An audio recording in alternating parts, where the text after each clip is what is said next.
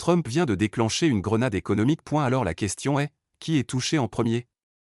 La réponse pourrait ne pas être celle que vous imaginez. Le 17 mars, l'ancien président Donald Trump a choqué les marchés mondiaux en annonçant un tarif douanier généralisé de 10% sur toutes les importations en provenance du Mexique, à compter du 2 avril. Aucune exemption, aucun avertissement, juste une frappe économique à grande échelle contre le principal partenaire commercial des États-Unis pour les voitures, l'agriculture et l'électronique. Les conséquences ont été immédiates.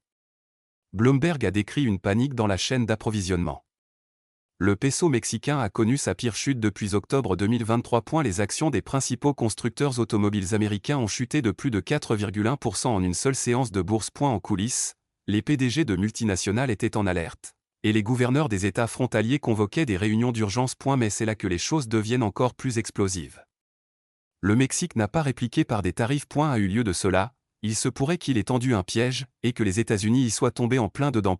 Si, simplement, ce n'était pas une guerre commerciale, mais un champ de mine politique déguisé? Et si les véritables dommages n'étaient pas ressentis à Mexico, mais à Washington, en Arizona, au Michigan, et dans le cœur de la carte électorale de Trump, il ne s'agit pas seulement de taxes sur les tomates ou les pick-up. Cela pourrait ébranler le levier même que les États-Unis pensaient avoir sur leurs voisins du SUD. Maintenant, certains experts avertissent que ce mouvement pourrait se retourner contre les États-Unis au point de déstabiliser 475 milliards de dollars de commerce transfrontalier et donner au Mexique une arme plus puissante que les tarifs, la pression politique intérieure. Et la vraie question est donc, Trump a-t-il surpassé le Mexique, ou est-ce le Mexique qui vient de retourner l'échiquier? Restez avec nous, ce qui vient pourrait redessiner l'avenir de la guerre économique. Et la réponse stratégique du Mexique, pas de tarifs, seulement de la pression ciblée. Alors que Washington s'attendait à des représailles bruyantes, le Mexique a répondu par le silence. Et ce silence était assourdissant. Mais quelques heures après l'annonce de Trump, la présidente élue du Mexique, Claudia Sheinbaum, surnommée Chimbon par ses partisans comme ses critiques pour sa présence explosive, a réagi rapidement. Pas de discours enflammés, pas de coups de théâtre médiatique, juste de l'action.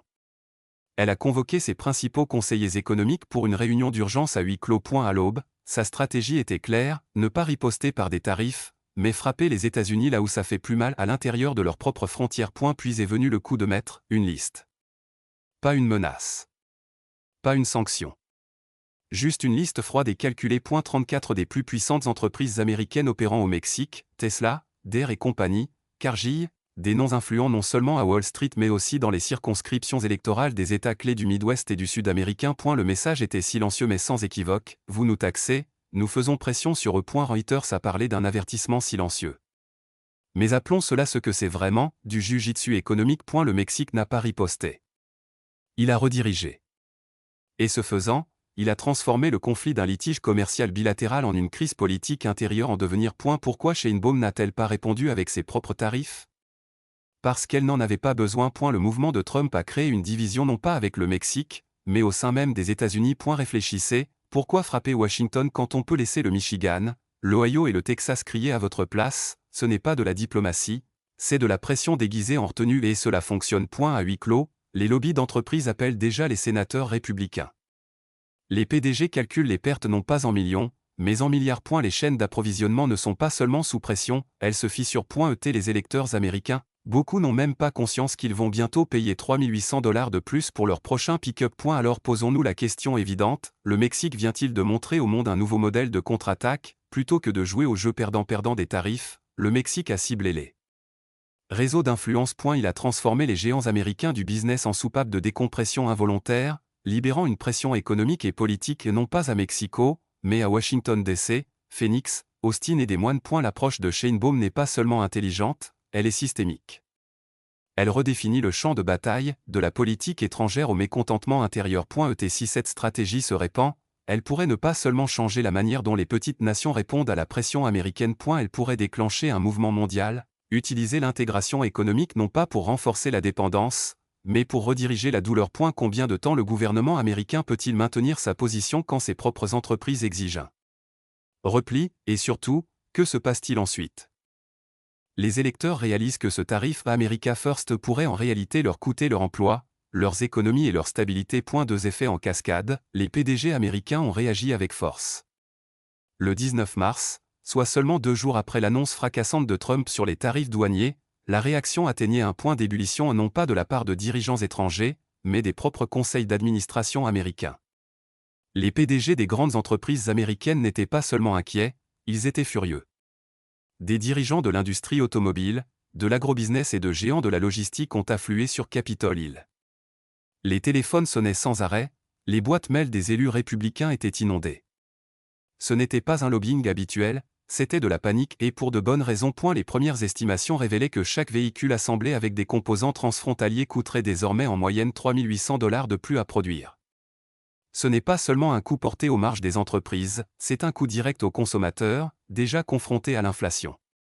Pour une famille de classe moyenne dans l'Ohio ou en Pennsylvanie, ce coût supplémentaire transforme le rêve d'une voiture neuve en fardeau financier. Mais cela ne s'est pas arrêté aux voitures. L'agriculture, l'un des secteurs les plus sensibles politiquement, a été encore plus durement touché. Des experts de l'industrie ont averti d'une perte immédiate de plus de $2,1 milliards d'exportations agricoles par trimestre. Soja, maïs, avocats, bœuf, tous pris dans le feu croisé politique. Et le pire, ce ne sont pas des projections futures, ce sont des chiffres déjà intégrés dans les bilans du deuxième trimestre. Que signifie cela politiquement ? Cela signifie que les États mêmes dont Trump a besoin pour gagner voient leurs plus grands employeurs et secteurs exportateurs saigner.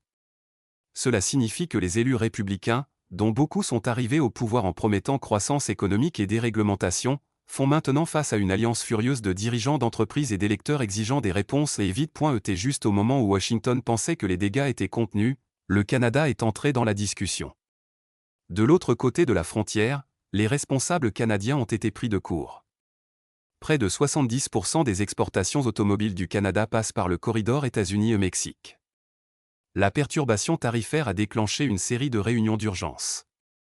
Le 20 mars, Ottawa a convoqué une table ronde de crise avec les principaux constructeurs automobiles et experts de la chaîne d'approvisionnement. Leur conclusion, les dégâts n'étaient pas hypothétiques, ils se propageaient déjà dans leur économie. Le dollar canadien a plongé, atteignant 74,12 cents américains, son plus bas niveau depuis mai 2022. Des investisseurs, effrayés par les retards transfrontaliers et les risques d'arrêt d'usine, ont commencé à retirer des capitaux. En quelques jours, ce qui avait commencé comme un conflit commercial entre les États-Unis et le Mexique s'est transformé en une onde de choc financière trilatérale. Le Canada n'a pas attendu que la situation empire. Il a rapidement redirigé des corridors logistiques clés, contournant les goulets d'étranglement à la frontière près d'El Paso et de Laredo. De nouveaux ajustements ferroviaires et portuaires ont été activés pour réduire la dépendance vis-à-vis des centres américains. Aux yeux de nombreux observateurs, ce n'était pas seulement un pivot tactique, c'était un signal d'alerte. Le Canada se préparait à une séparation plus longue et plus douloureuse si les tarifs de Trump persistaient. Voici donc la vision d'ensemble, ce qui était censé être une démonstration de force est en train de se transformer en une crise géopolitique de la chaîne d'approvisionnement. Les entreprises sont ébranlées, les alliés réagissent, et un nouveau front s'ouvre non pas entre les gouvernements, mais entre les réalités économiques et le théâtre politique. Qui contrôle la situation désormais, la Maison-Blanche ou les marchés ? Trump peut-il se permettre d'ignorer en même temps les PDG, les agriculteurs et les partenaires commerciaux ? Ou a-t-il sous-estimé à quelle vitesse l'économie mondiale peut riposter, sans un seul tarif de rétorsion ? Ce n'est pas seulement une perturbation commerciale, c'est une contagion financière qui se propage à travers les secteurs et les frontières en temps réel. À l'intérieur des États-Unis, comment le Mexique transforme la politique locale en levier. Derrière les gros titres, quelque chose de bien plus stratégique et de bien plus dangereux se dessine. Depuis début 2024, le Mexique s'insère discrètement dans les veines du système politique américain non pas via les ambassades ou les sommets commerciaux, mais par la porte dérobée, les législatures des États américains, les lobbies agricoles et les associations industrielles. Cela a commencé subtilement, quelques réunions ici, quelques appels là. Mais au moment où Trump a annoncé son tarif de 10%, le Mexique avait déjà établi des canaux de communication directs avec un nombre croissant de groupes agricoles et de responsables locaux dans des États comme le Texas, l'Iowa, le Michigan et le Nebraska. Ces États ne sont pas simplement rouges ou bleus, ce sont des États pivots, des économies du cœur du pays et des bastions républicains. Autrement dit, la base de la machine électorale de Trump. Le Mexique savait exactement où exercer la pression. Quelques jours après la menace tarifaire, les attachés économiques du Mexique, opérant discrètement, ont proposé ce qu'ils appelaient une stratégie économique.